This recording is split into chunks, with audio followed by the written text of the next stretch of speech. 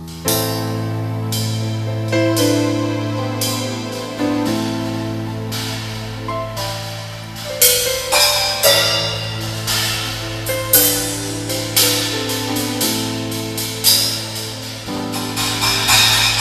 sommes là à cette conférence pour parler du surnaturel.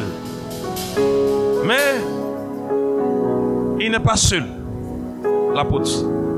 Il est aussi avec une connexion que lui m'a faite, par la grâce de Dieu, qui est le pasteur Yao. Est-ce qu'on peut acclamer le Seigneur pour le pasteur Yao ce soir? Alléluia. Son serviteur, qui est le responsable du ministère Katatit, centre chrétien. Alléluia. Et que Dieu le bénisse. Et ce soir, je veux qu'on baisse la tête pour prier pour son serviteur, le pasteur Yao, qui va nous entretenir. Et je suis sûr et convaincu que vous allez recevoir quelque chose de la part du Seigneur au nom de Jésus. Baisse la tête, nous allons recevoir son serviteur au nom de Jésus.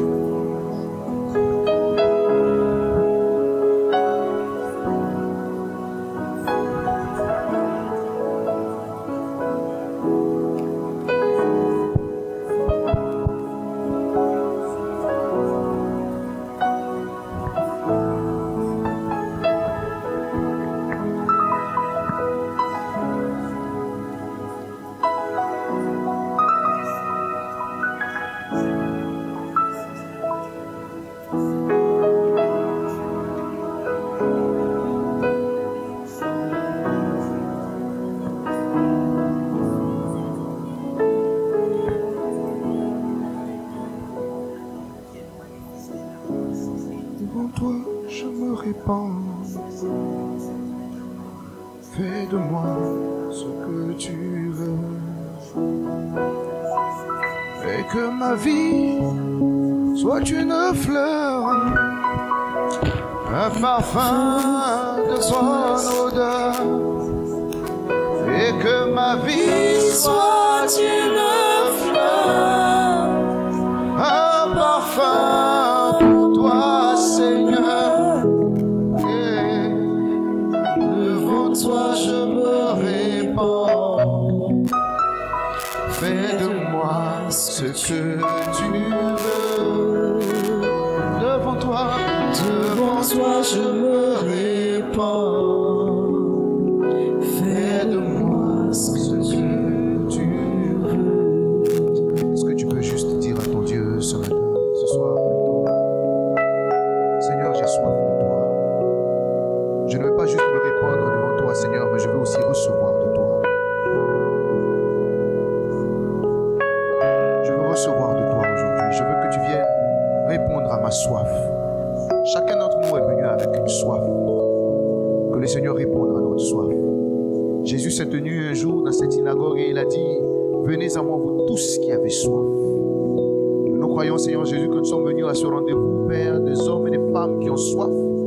Parce que la Bible déclare que toi, tu as des eaux qui sont en toi et quand tu les donnes à boire, des fleuves d'eau vive coulent dans le sein des personnes qui les reçoivent au nom de Jésus. Alléluia. Dis à ton Dieu que tu as soif de lui ce soir. Dis à ton Dieu que tu as soif de lui ce soir. Dis à ton Dieu que tu as soif de lui ce soir et que tu viens au rendez-vous de ses eaux.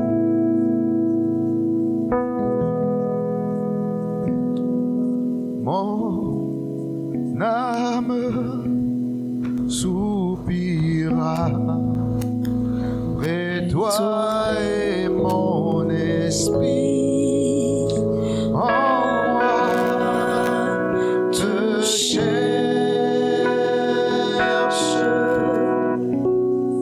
Toi seul est le désir de mon cœur et je vis pour t'adorer.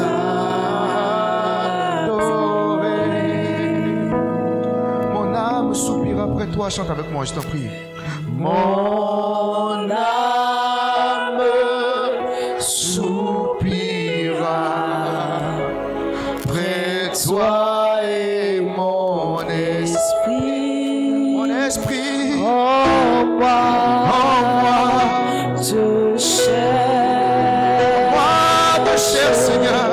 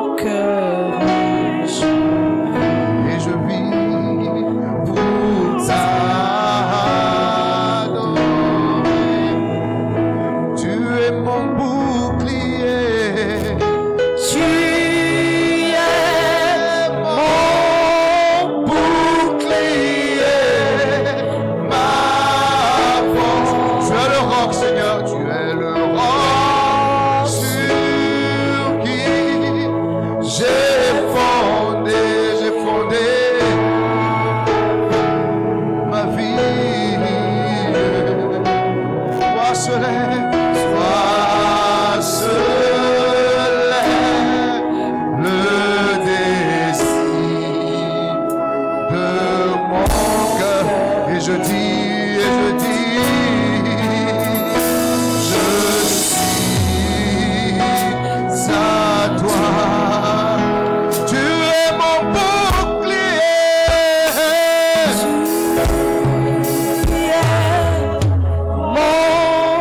bouclier, ma force, le roc sur qui j'ai fondé ma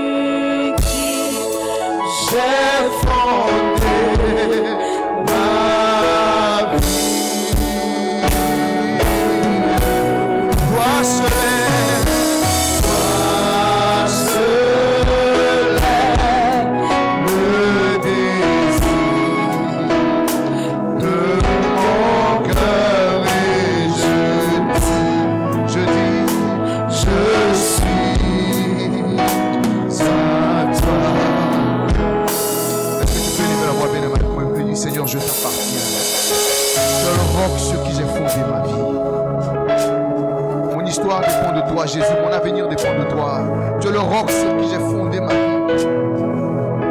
Et ce soir, je veux me soumettre à toi, me soumettre à ton autorité, me soumettre à ton esprit.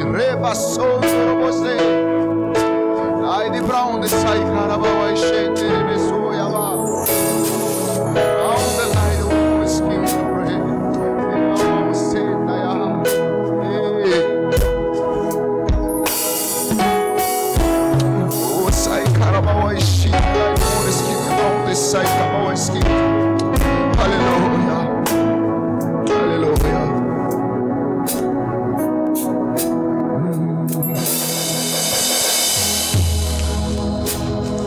Nous élevons nos mains vers toi.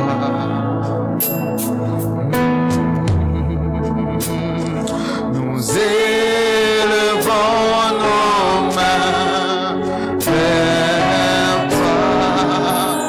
Nous élevons nos mains. Nous élevons nos mains. Nous élevons nos mains. Nous élevons nos mains vers toi. Nous élevons nos mains. Nous élevons nos mains. Nous élevons nos mains. Nous élevons nos mains vers toi. Nous élevons nos mains. Nous élevons nos mains. Nous élevons nos mains. Nous élevons.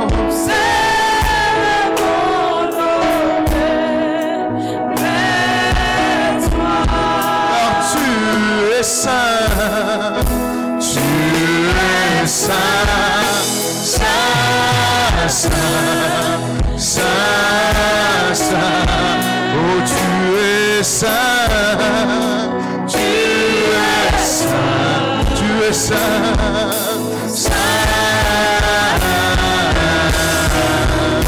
tu es saint, oh tu es roi.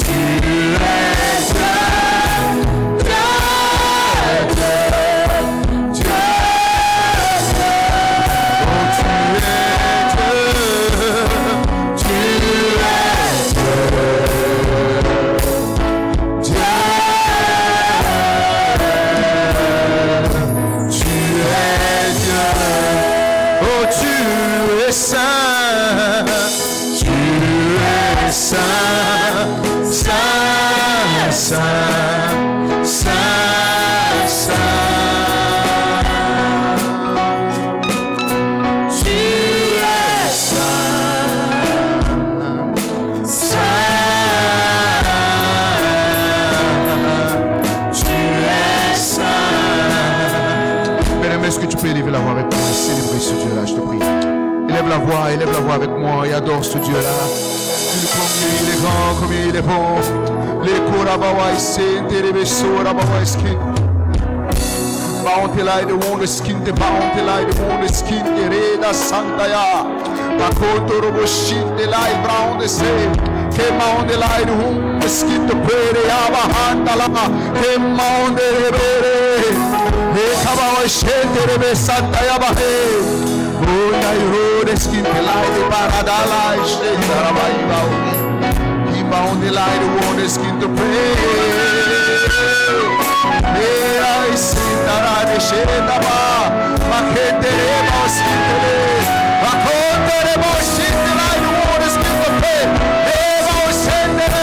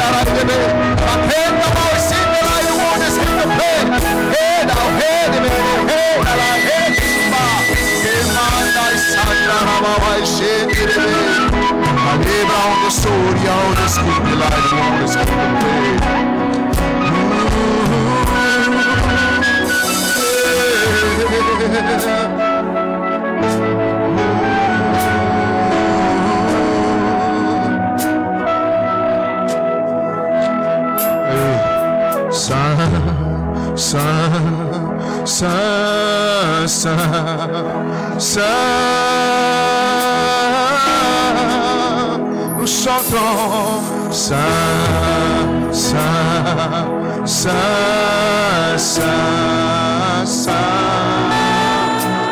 Oh, nous t'adorons, nous t'adorons, nous t'adorons, éternel des armées, car tu es saint.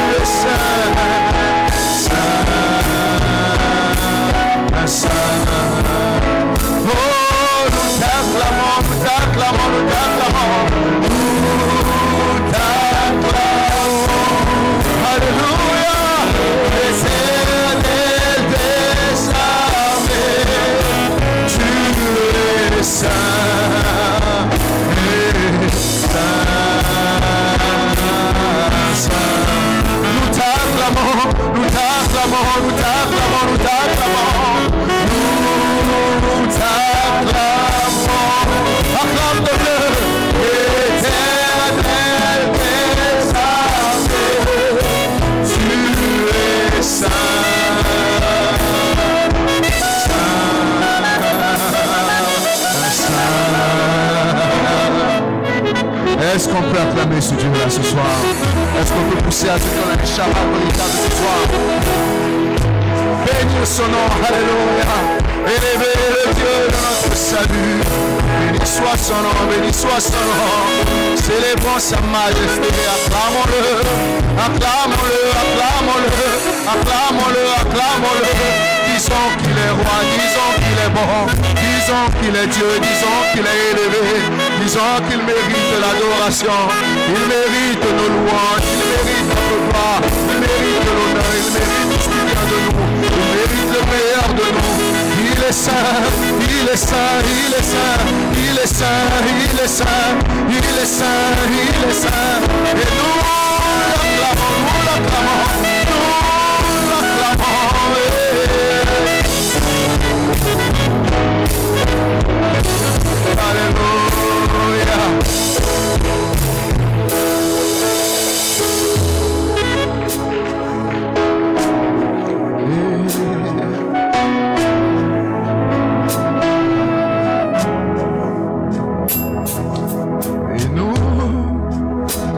t'adorons,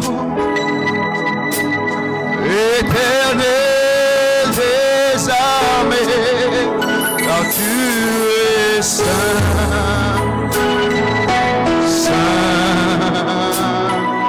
saint. Une dernière fois, dis avec moi, et nous t'adorons, nous t'adorons.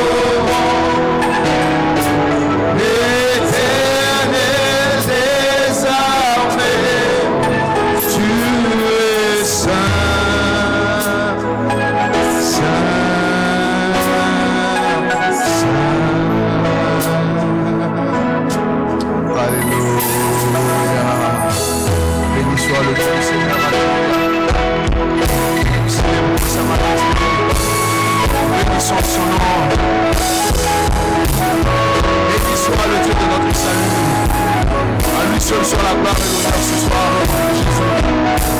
Alléluia, que Dieu vous bénisse, que sa grâce soit sur vous, que le nom du Seigneur soit béni pour nos vies. Alléluia, veuillez vous asseoir.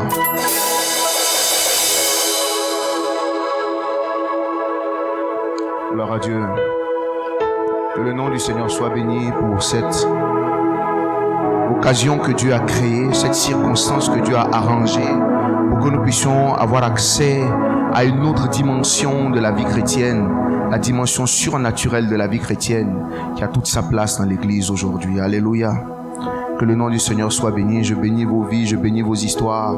Que la grâce de Dieu soit sur vous, vous tous qui êtes présents ici ce soir. Je crois que c'est le Seigneur qui a arrangé ce moment pour que vous soyez là. Que le nom du Seigneur soit béni pour vos vies. Je veux également bénir la vie du pasteur Boni pour l'honneur qu'il m'a fait de pouvoir être associé à cette conférence biblique. Je bénis également la vie de mon frère, mon jumeau, Apodiane Kwakofi. C'est mon jumeau. Et qui a bien voulu me connecter au pasteur Boni, que je connais depuis pas très longtemps, mais avec qui j'ai déjà eu à collaborer 2 fois. Et je crois que le Seigneur est à l'œuvre et que ce qu'il a commencé, il le terminera pour le bien de son corps, qui est l'Église. Alléluia. Que Dieu vous bénisse. Je vais me mettre à vous parler. Je vais parler peut-être un peu vite. Je vais parler de certaines choses. Je vais citer les versets un peu vite. Pardonnez-moi. Je suis un docteur.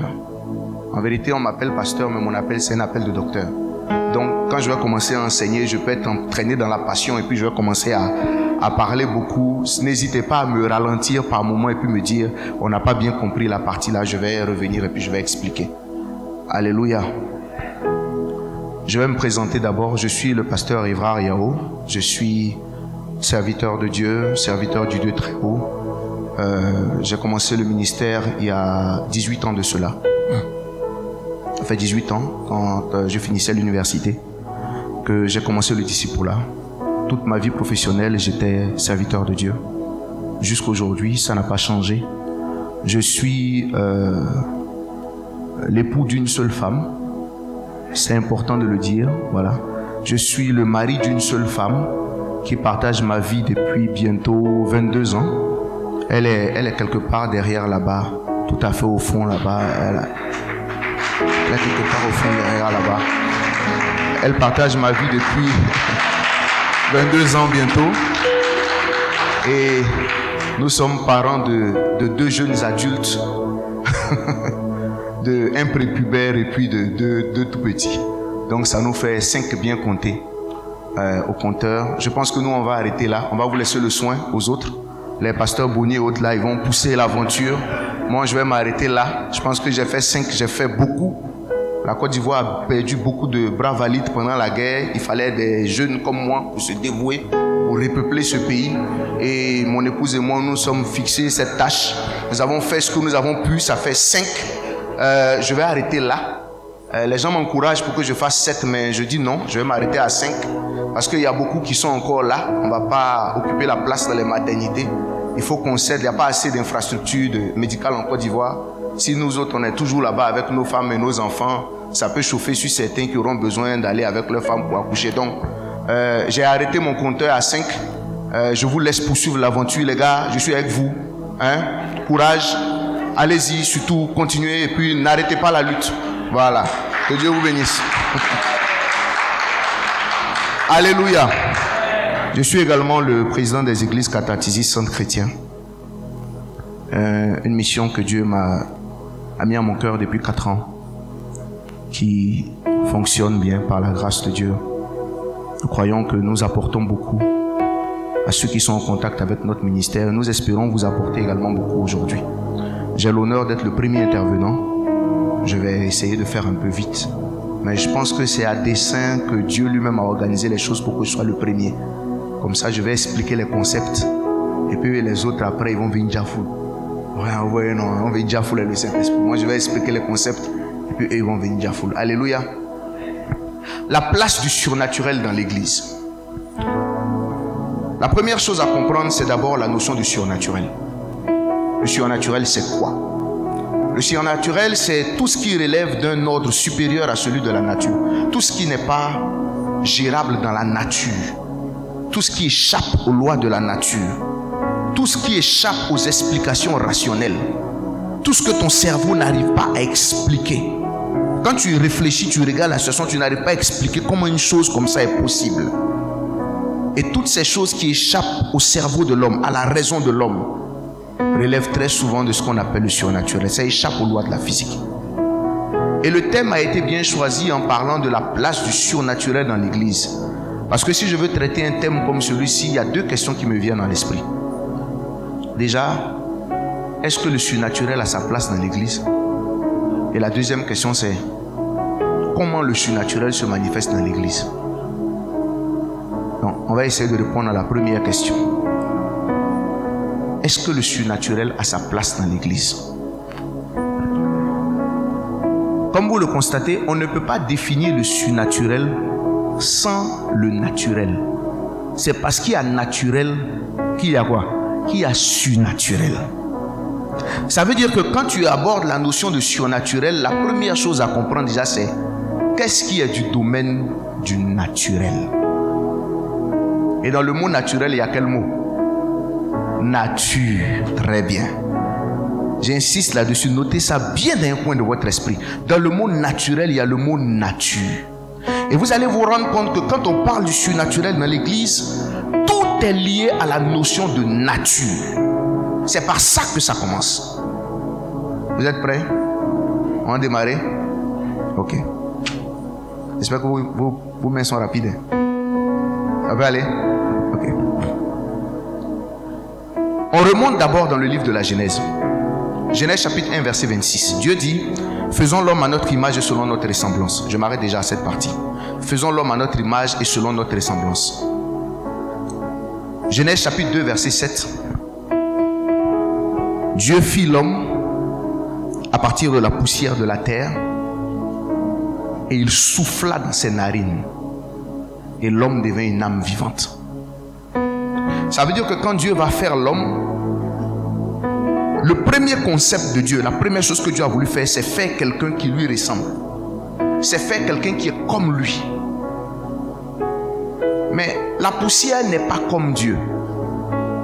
Ou bien, la poussière n'est pas comme Dieu. Donc quand Dieu finit de faire l'homme, il fait l'habillage là, le mannequin là, avec la poussière. Le mannequin là est couché là comme ça. Mais il a dit au départ que je veux faire l'homme à mon image et selon quoi? Ma ressemblance. Donc, il fait l'homme, il souffle dans les narines de l'homme. Et quand il souffle dans les narines de l'homme, Dieu injecte une part de lui en l'homme.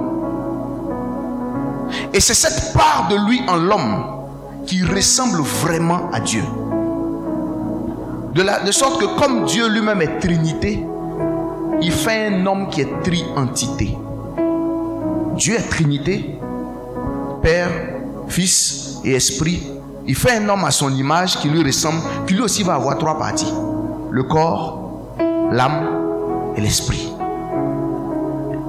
Mais c'est la partie spirituelle qui va commencer à manifester tout ce qui est de la nature de Dieu.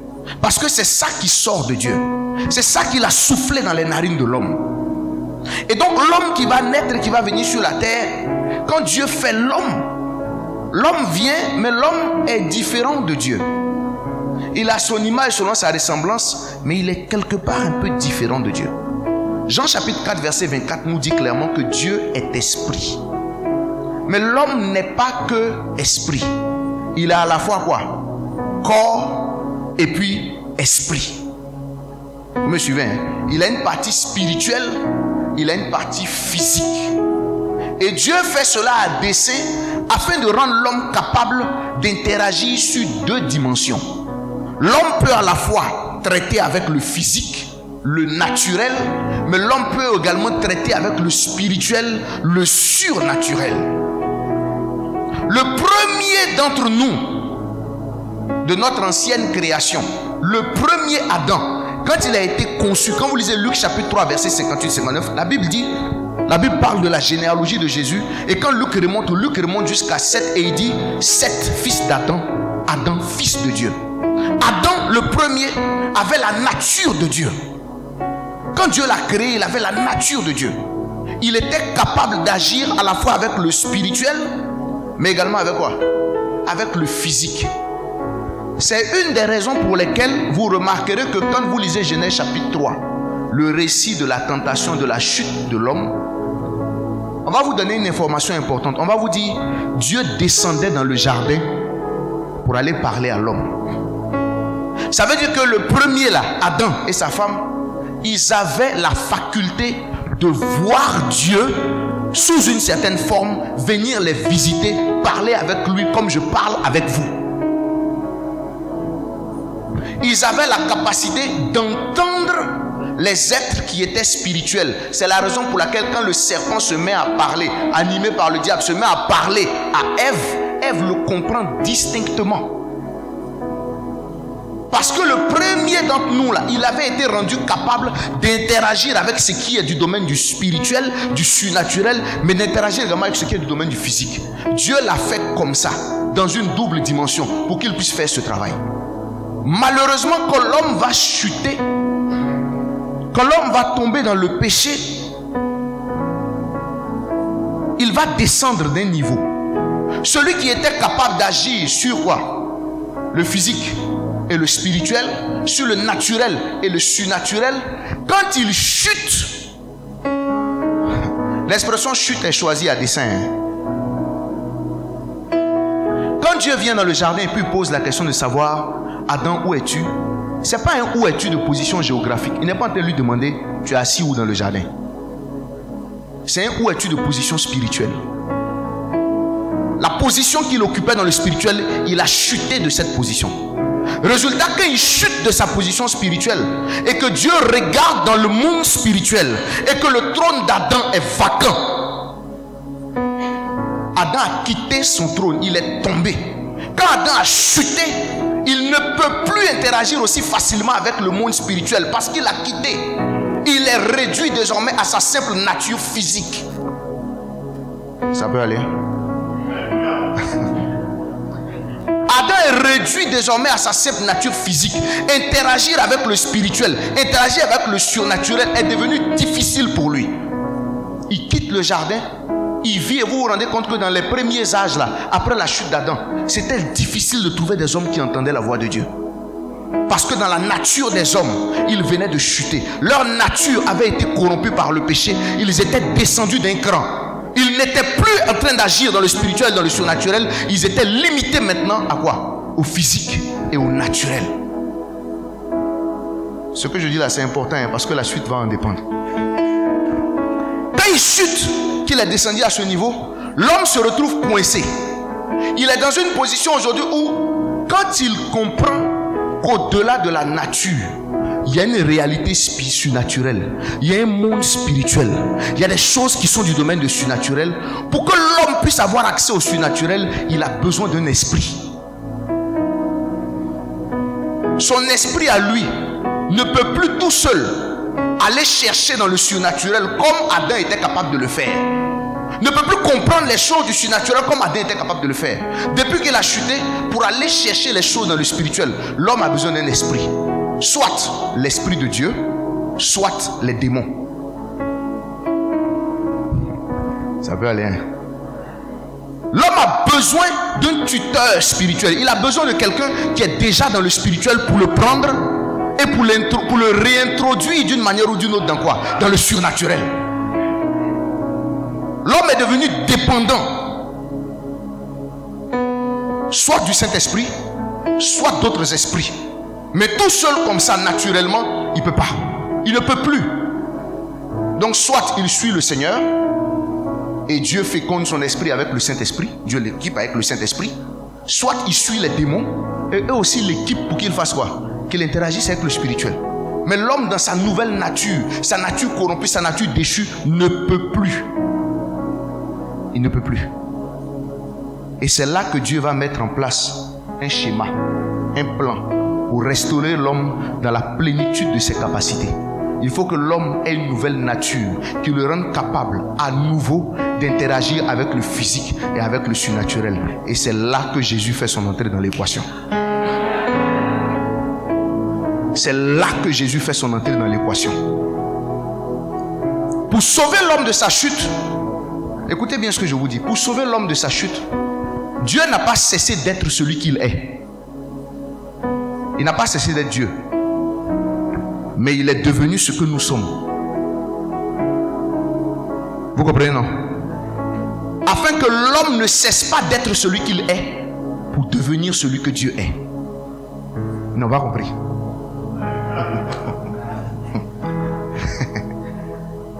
Dieu n'a pas cessé d'être celui qu'il est pour devenir ce que nous sommes. Afin de nous permettre à nous de ne pas cesser d'être ce que nous sommes pour redevenir ce qu'il est. C'est rentré maintenant? Ah. Donc Dieu reste Dieu, mais il décide de descendre dans la condition humaine. Il décide de descendre au niveau des hommes. Et quand vous lisez Philippiens chapitre 2, versets 6 à 11, il dit, il n'a pas regardé, il dit, ayant la nature de Dieu, étant lui-même Dieu, il n'a pas considéré son statut de Dieu comme une proie à arracher. Mais il s'est dépouillé jusqu'à prendre la forme d'un serviteur. Jésus vient donc sur la terre et il est un nouveau type d'homme qui arrive sur la terre. Il est pleinement homme, il est pleinement Dieu.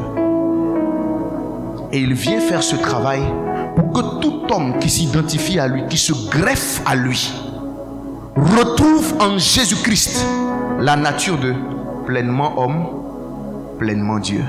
Ne soyez pas choqués par cette expression, hein? Pleinement homme, pleinement Dieu. Quand les Juifs ont commencé à faire le bruit, les arrêts, il a dit, mais est-ce que je ne vous, dans Jean chapitre 10, verset 30, est-ce que je ne vous ai pas dit que vous êtes des dieux? Cependant, vous mourrez comme des hommes. C'est là que se trouve la clé. Dieu a établi les choses pour que nous soyons comme des dieux, même si nous mourons comme des hommes. Donc quand je vis sur la terre, je suis capable de porter la double nature que Jésus avait. L'esprit qui était en lui, il le fait venir en moi, en sorte que désormais je sois capable à la fois de traiter avec le naturel, mais aussi de traiter avec le surnaturel, comme lui il a traité avec le naturel et avec le surnaturel, qu'il est venu sur terre, marcher dans ses pas, mourir à la croix pour me sauver. Et quand je crois en lui, Jésus-Christ, que je m'attache à lui, il me fait remonter dans ma première position. Vous me suivez? Il me prend, il me fait remonter dans ma première position. C'est la raison pour laquelle nous appelons Jésus le dernier Adam. Il y a eu un premier Adam et puis il y a un dernier Adam. Mais le dernier Adam qui est venu là, il est venu pour créer une nouvelle espèce de personne. Il est venu pour créer un nouveau type d'individu. Donc des individus qui avaient chuté, qui étaient déchus, qui étaient perdus. Quand lui il vient et qu'il meurt à la croix, je ne vais pas rentrer dans l'étude du salut. Je vais faire court. Quand il vient qu'il meurt à la croix, il rend l'homme qui s'identifie à lui dans sa mort et dans sa résurrection capable de retrouver sa position spirituelle véritable. Vous me suivez, hein? Et il va faire ce travail-là avec des éléments très simples. La justification. Il va nous justifier, nous déclarer juste devant le trône de son Père. Et quand on est déclaré juste devant le trône de son Père, il y a une deuxième action qu'il va mener, la régénération, qui signifie produit de nouveau. Donc il y a eu la première production et il y a quoi? La deuxième production. Donc quand il vient là, il nous régénère, il produit un nouveau modèle d'homme. Il renouvelle notre intelligence. de telle sorte que le chrétien ne doit plus se concevoir comme étant un être humain, un homme augmenté, un homme pro max. Il doit se concevoir comme étant une nouvelle créature. J'insiste sur cette nuance. Nous ne sommes pas des humains pro max. On n'est pas des humains augmentés avec, c'est-à-dire que je suis un être humain comme tous les autres et puis j'ai un bonus de Saint-Esprit. Dans la pensée de Dieu, il a créé une nouvelle race.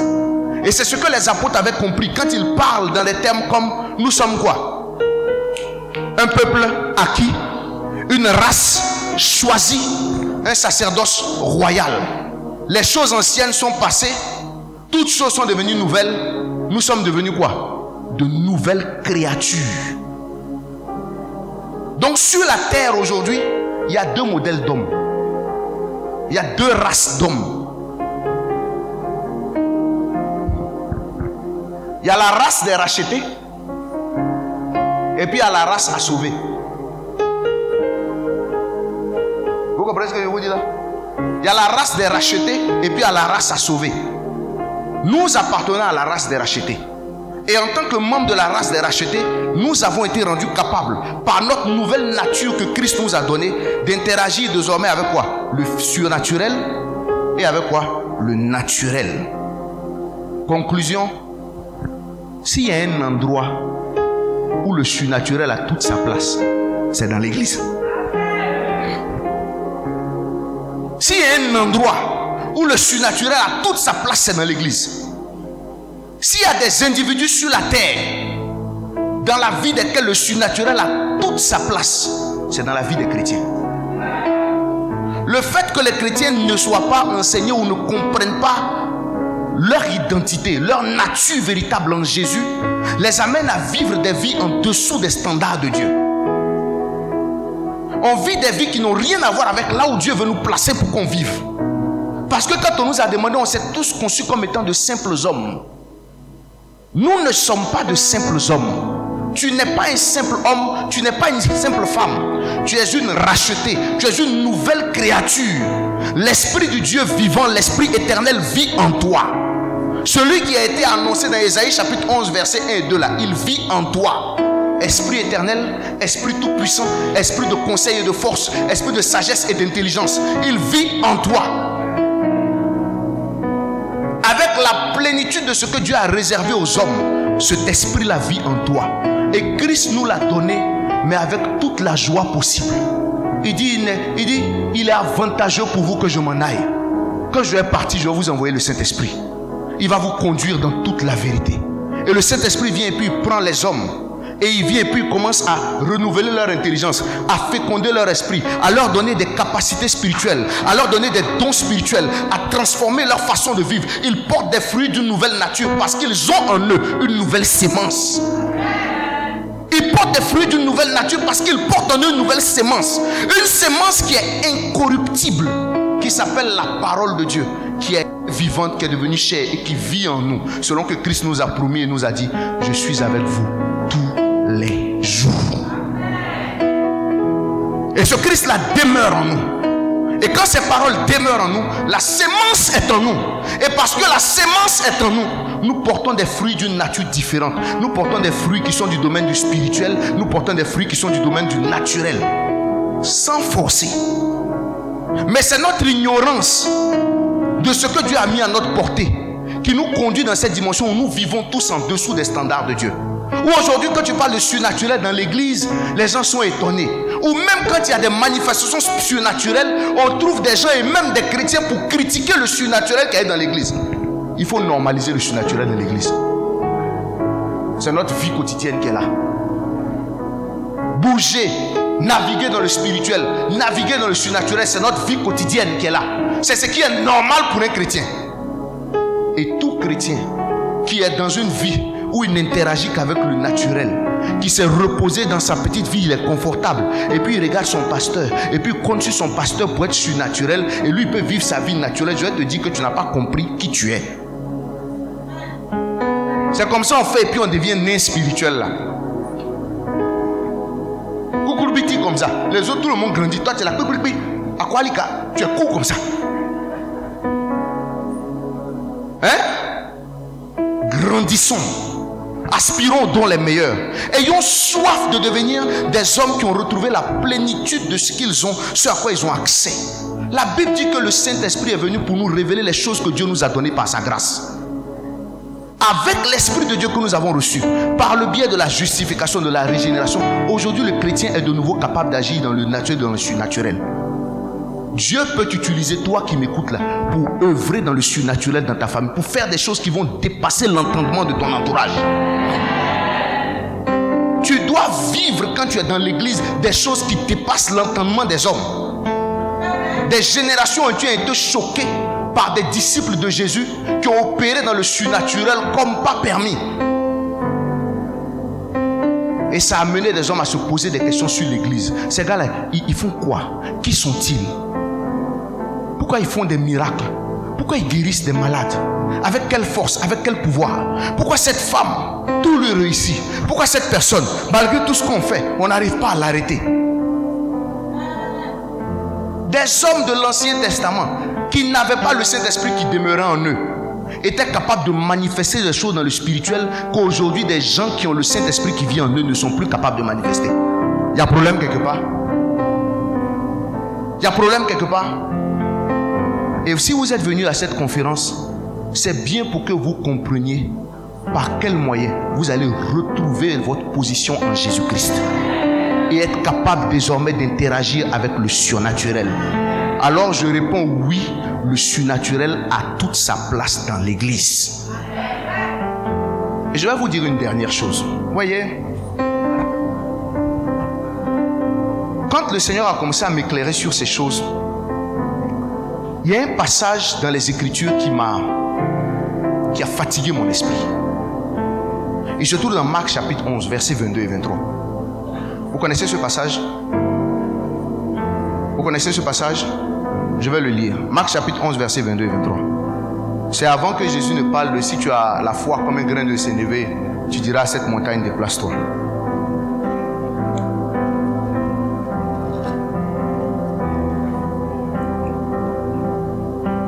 Marc chapitre 11, versets 22 et 23.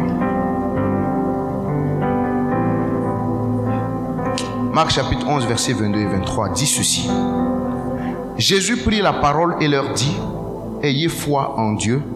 Je vous le dis en vérité, si quelqu'un dit à cette montagne, ôte-toi de là et jette-toi dans la mer, et s'il ne doute point en son cœur, mais croit que ce qu'il dit arrive, il le verra s'accomplir. Tout le monde connaît ça, non? Je vais vous dire pourquoi ce passage m'a choqué. J'étais en 3e année à la fac de théologie. Et je commençais à étudier le grec couramment et à traduire les passages bibliques des versions originales en français. Et puis, j'ai été interpellé par le Seigneur sur ce passage. Et puis, je suis allé lire. Et puis, je suis allé lire le passage en grec. Donc, je vais faire mon analyse grammaticale normale. Donc, je prends le passage, je commence à lire. Et puis, je me rends compte que ce qui est écrit en grec là, c'est écrit Ekete pistis teu. Ce qui veut dire ayez la foi de Dieu. Parce que la terminaison qui a été mise par Marc là, quand tu écris teu dans la grammaire grecque là, c'est le génitif. Le génitif, ça se traduit par ce qui vient d'une personne, ce qui relève d'une personne. Donc ça ne peut pas être la foi en Dieu qui est la première traduction. La première traduction, c'est ayez la foi de Dieu. Je vous assure, j'ai lu avec mes 2 yeux. Mon esprit a lutté avec ça. Parce que je lisais ici et puis je vois tout le monde dire la foi en Dieu. Puis me dit non. De quoi il parle quand il dit la foi de Dieu? Il ne peut pas dire la foi de Dieu. Marc ne peut pas écrire la foi de Dieu. Il s'est certainement trompé. Il devait écrire la foi en Dieu. J'ai dit non. Seigneur, éclaire-moi. Et puis le Seigneur m'a répondu avec une seule phrase. Il m'a dit: et si tu regardais la montagne depuis ma perspective?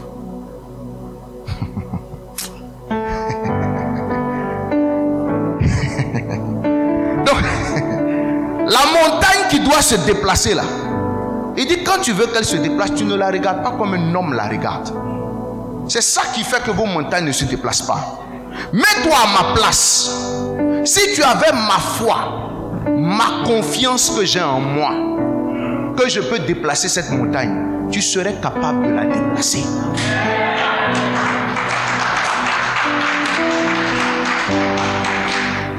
Et cette conversation a changé mon histoire avec la foi. Je suis devenu un malade de la foi. Heureusement, mon épouse est là. Elle a vécu des choses avec moi. Où je cherche télévision dans ma maison. Chaque soir, quand il rentre, il m'assoit dans le fauteuil. Et puis il met le mur, il place le mur. Et puis je suis assis, et puis il regarde le mur, et puis il rit moi seul. Tu fais quoi? Je regarde ma télé. Mais le mur est vide. Ça ne fait pas une semaine, la télé sort sur le mur. Tu es étonné, maman? Une fois, j'ai eu une petite télévision. Dieu a ouvert mes yeux, j'ai vu une petite télévision. En ce temps, elle et moi, on vivait dans un bidonville.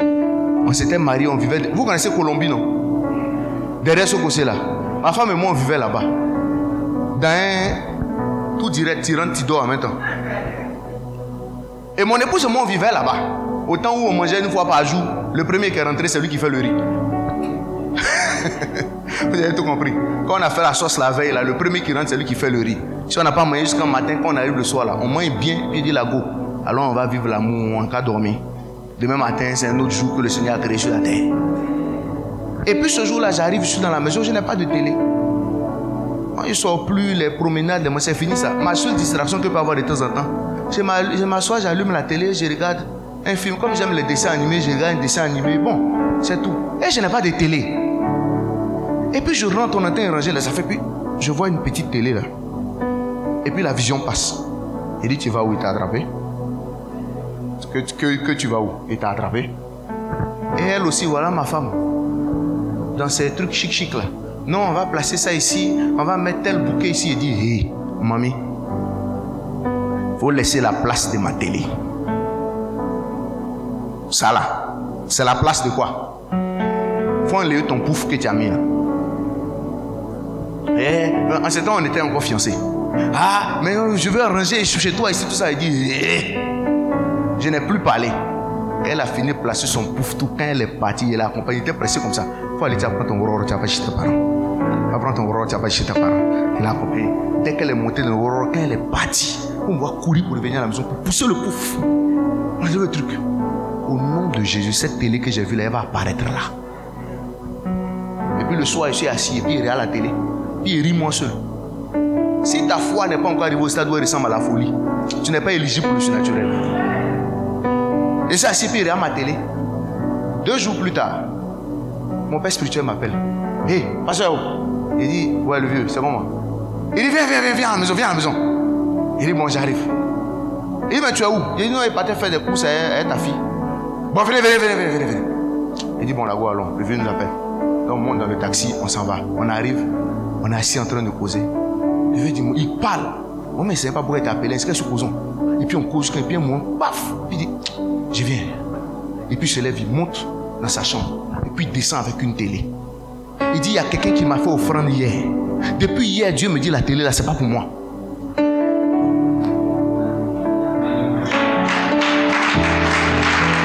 puis depuis on parle là. En fait, c'est pour toi. Il n'a rien dit. La télé qui est vue dans mon esprit, que je l'ai décrit là, c'est la même télé. Quand il a ouvert là, quand il a bougé, il dit, je viens, je vais porter mes chaussures les raies comme ça. Là-haut. On a soulevé notre télé, on est parti. J'arrive à la maison, maman, je branche la télé.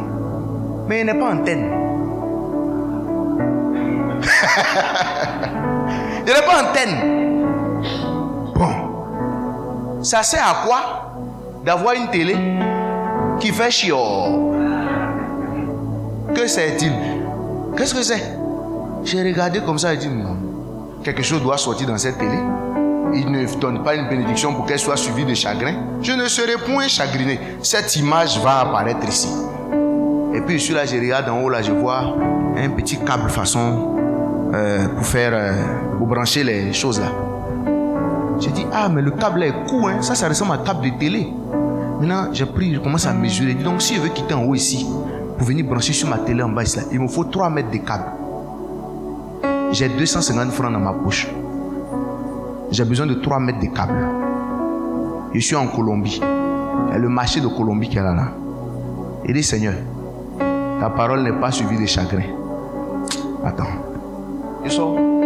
Puis je vais au marché de Colombie. Et puis je vois un gars qui vend des télés, qui répare des télés, qui vend les accessoires des télés. Je suis rentré dans son magasin. Bonjour mon frère. Et bonjour. Si je veux brancher une télé là, il me faut quel genre de câble? Il m'a monté le câble. Tiens, c'est ça. Tu peux me faire 3 mètres de câble? Il a fait 3 mètres de câble. Maintenant pour brancher la tête là, en fait, il a enlevé, il m'a donné. Il dit, tu peux m'aider? Tu peux monter pour moi? Il a monté, il m'a expliqué tout. J'ai dit, il faut enrouler. Il faut enrouler. Mets dans le sachet. Il a mis dans le sachet. Il dit, donne-moi. Dieu. Le Seigneur en a besoin. Que Dieu te bénisse. Je suis parti.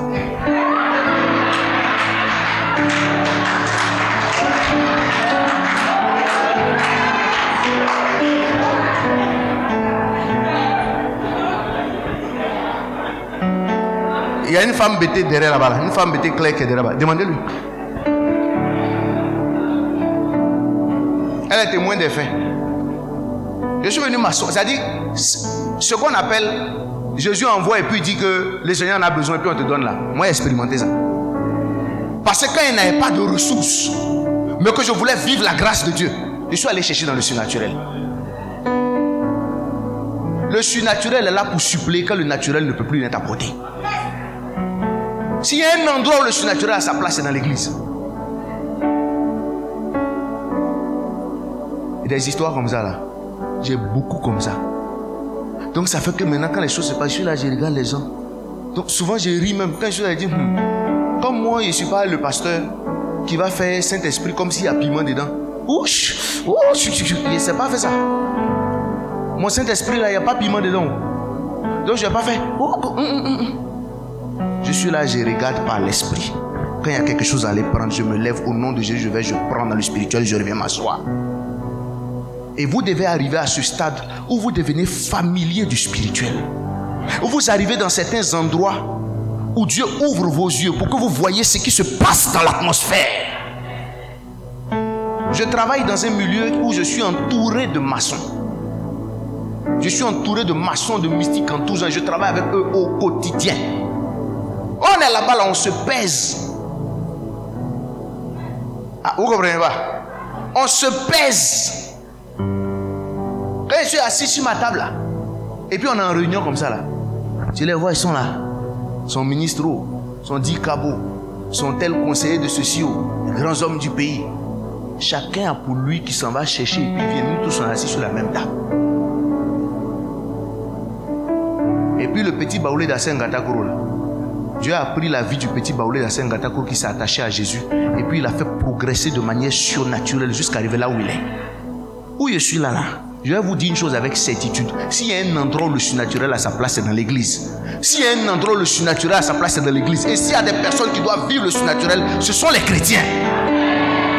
Vous devez être à l'aise avec ça, normaliser ça. Et si vous n'avez pas ça, ayez soif de ça pour aller le chercher. Et je crois que c'est pour ça que vous êtes venus à cette conférence. Alléluia. Ayez soif de ça pour aller le chercher. Payez le prix qu'il faut. Consacrez-vous. Dites au Saint-Esprit, élève-moi. Fais-moi grandir. Fais grandir ma foi. Je veux vivre des modèles d'épreuve avec toi. Il y a des prières qui ne m'ont pas fait peur. Seigneur, brise-moi. La prière qui effraie les gens. Oui, il fait ça, il ne sait pas combien de fois. Mais il vous prévient. Si vous faites ça là, il va exaucer. On ne pleure pas. Mais après on rit. Après on rit bien même. Parce que quand ça va venir, il va te taper dur, il va t'éprouver, il va casser en toi ce qui est de la vieille nature, faire apparaître ta nouvelle nature en Jésus-Christ. Et tu seras capable d'aller chercher des choses dans le spirituel, comme tu vas chercher des choses dans le naturel. Tu seras un homme qui travaille dans les deux dimensions. Et tu vas être celui qui va dire aux gens, est-ce que vous savez que le surnaturel a sa place dans la vie des hommes? C'est vous qui allez aller animer des conférences au quartier, qui allez animer des conférences dans vos familles, qui allez saisir toute occasion favorable pour dire aux hommes, en Jésus-Christ, vous pouvez retrouver pleinement votre identité. Vous pouvez devenir de la nature de Dieu et de la nature des hommes. Et cela est possible grâce à Jésus-Christ de Nazareth et par la vertu de son esprit qui habite, qui agit en nous. Amen. Que Dieu vous bénisse.